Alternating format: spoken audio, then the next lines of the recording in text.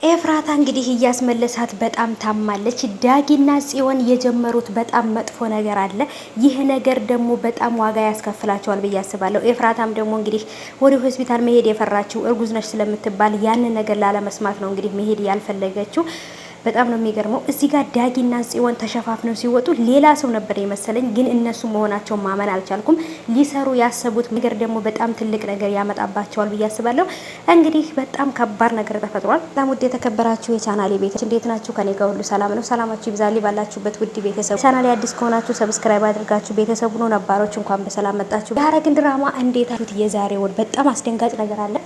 እንግዲህ ገኒም ደግሞ ዳጊን ልታናግረው የፈለገችው ነገር ነበረ። ምንም ነገር ሳትለው ከቤት ወጥቷል። እሱም ተሸፋፍኗል። ጽዮንም ተሸፋፍና ወጥታለች።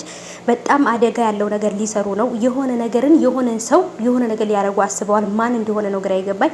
ወይንም ደግሞ እንግዲህ የያፌት ያክስቱን ልጅ ሊሆን ይችላል አቤልን ወይ ደግሞ አቤል ነው ወይንም ደግሞ ማን እንደሆነ በጣም ግራ ተጋብቻለሁ። ይሄን ነገር እስከማውቅ በጣም ጓጓው ማለት ነው ቤተሰቦቼ ከምላችሁ በላይ። እዚህ ጋር ደግሞ ቤዛ የሁሉንም ሚስጥር ለማወቅ ምን እየሰሩ ነው ምን እያደረጉ ነው የሚለው ነገር ለማወቅ በጣም እየጣረች ነው፣ ግን ማንም ሊነግራት አልቻለም ማለት ነው። ኤፍራታም ደግሞ እርጉዝ መሆኗን ራሷን አምና መቀበል አልቻለችም። ሐኪሙም ወደ ሐኪም ቤት መስተሽ መታየት አለብሽ፣ ዝም ብለሽ መድኃኒት መውሰድ አትችይም ብሏታል። ግን ደግሞ እሷ ምንም ነገር ልታምን አልቻለችም። ምክንያቱም እርጉዝ ነኝ ብላ ስላሰበች ነው ማለት ነው ቤተሰቦቼ እና ውዶቼ በጣም ከባድ ነው። እርግጠኛ ነኝ ያረገዘችው ከናታን ነው እንጂ ከያፌት አይደለም። ግን ያፌት ማስገድዷት አብሯ ስላደረ ከማንኞቹ እንደሆነ ግራ ተጋብታለች። ግን ደግሞ ከናታን እንደሆነ ግልጽ ነው ብዬ አስባለሁ።